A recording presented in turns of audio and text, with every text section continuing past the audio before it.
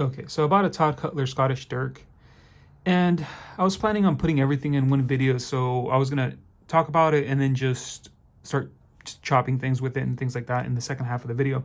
But it's been raining, and it's gonna rain for like the next 3 days, so I decided to do the first part of the video today, and it's just I'll go over it, just my first impressions of it, and then I'll talk about some rough spots that it has. And I do make knives, so I'll I'll talk about some of the things I think might be devastating in the long term, um, might cause some problems. And then I thought it would be fun to do it that way, so that when I do chop stuff with it, we can see if any of those things creep up. So yeah, so first of all, I'll start just by showing it to you. All right, so I'm gonna talk about just some general stuff, and then positive things, some negative stuff, and then just nitpicking.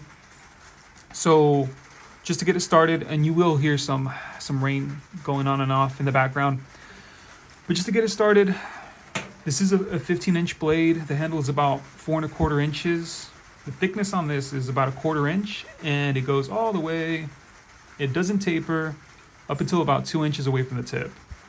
So from what I understand, Todd uses historical pieces to base his designs on. And this is mainly a knife for penetration, basically. And from what I've learned, you should be able to use it for some tasks, some just regular work tasks, but it's mainly just for penetration. So having something very thick, very rigid, it makes sense especially for a blade this long.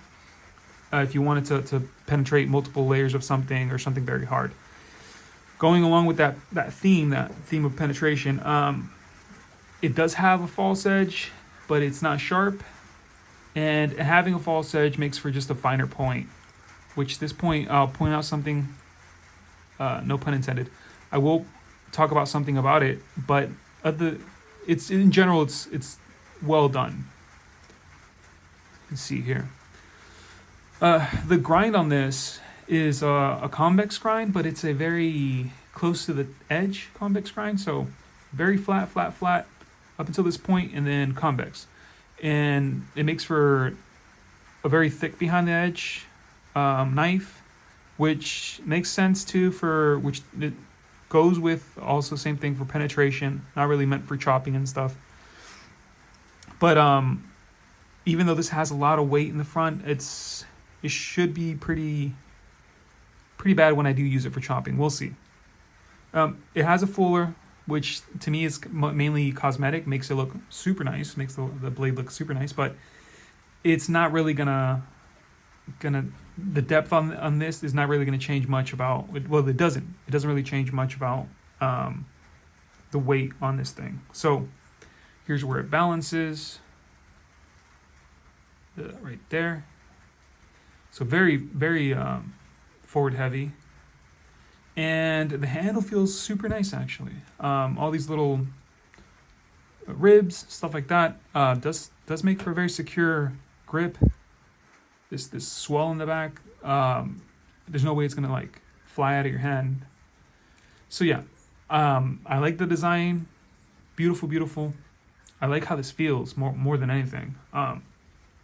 Just because of the length and the thickness, you can feel it has a ton of power right behind the edge, right behind the tip when you do swing it in the air or swing it around.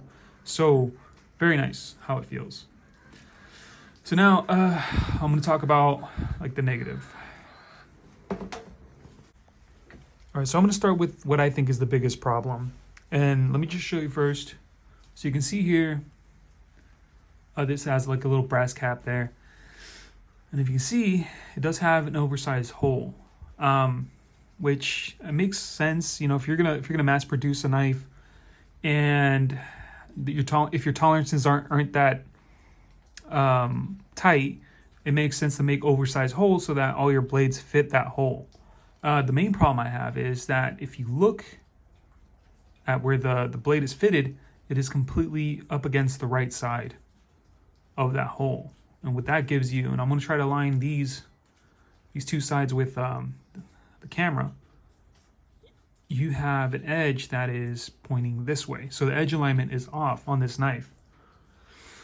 That is a problem that's like further compounded with just the design of the handle. So if you had a completely circular handle all the way to the top, then edge alignment would be up to you. There's a lot of grip options.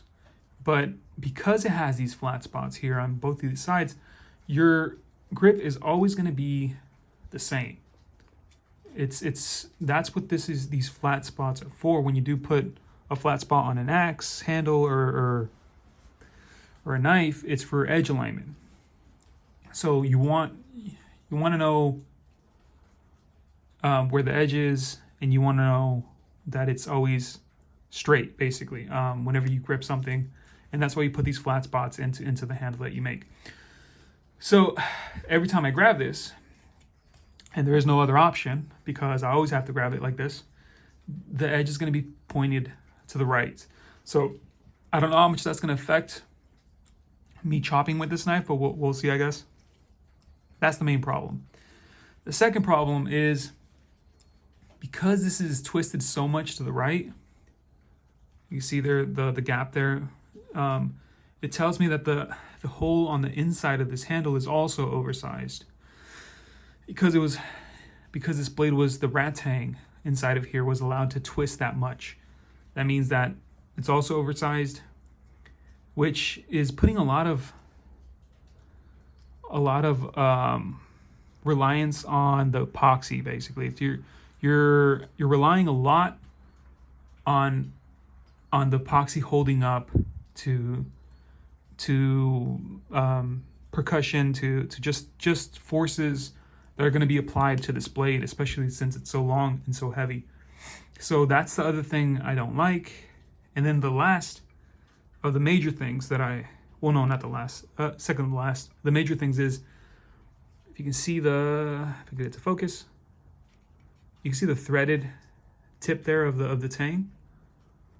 And this would be the nut that gets put on there, gets tightened on there, but it's not peened. So this is not a takedown knife, but it's not peened, as you can see there. So once again,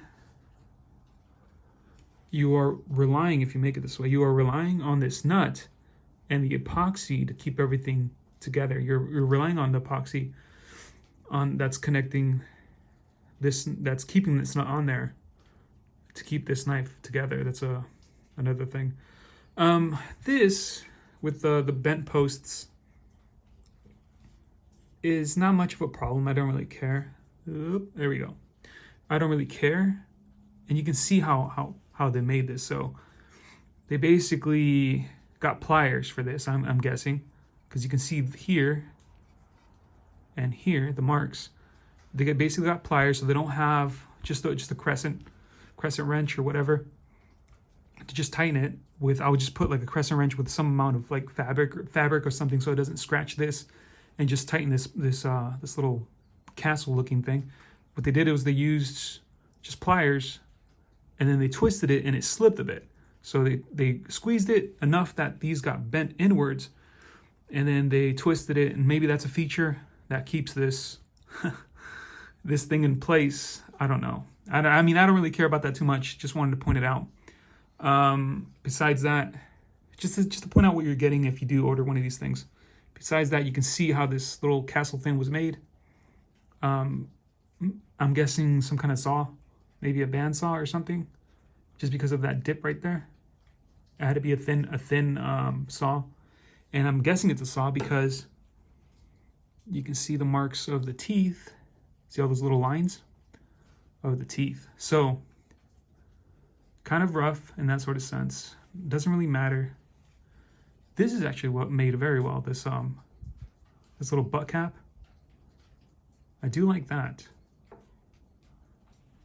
As you can see there. All right, so the fourth big problem I can see is this discoloration here on the tip. So they overheated the tip on this knife, which changed the tempering. That's what that shows. And I don't know how much that's going to affect the tip. We'll see when I do poke things. I'm not going to poke something and wiggle it. I will just, poke wood and stuff like that in general. But other than, if this did not have that discoloration, this grind would have been super nice. So very nice grind, except for that. So besides that, the rest would just be nitpicking. One of the things I guess nitpicking would be, see how it's kind of lifted there, just a little bit more lifted on that side. On this side, it's actually pretty nice. So what happened is when they placed this in, these sides touched, and it's a little bit at an angle, so these sides didn't touch the grind on this. Yeah, besides that, it's nice. I like it. Another little thing, actually, another nitpick, is the tip on this. So if you look at it, it's just been cut and pushed together. So this isn't an actual cap, and that means the only thing preventing this dagger from like coming out of this end is just the edges of this leather. So if this were to get pushed forward, so what is that, like a little less than half an inch. If it gets pushed forward a little bit more, this would come out right out of the end. So that's another little nitpick. I don't really care too much about the last things I said. The main things is just the discoloration, the edge alignment, over reliance on the epoxy just from oversized holes, and that this isn't peened, the end on here. I guess I could try to peen it myself later, but we'll see. So yeah, but besides that, any suggestions or questions, let me know. Okay, bye.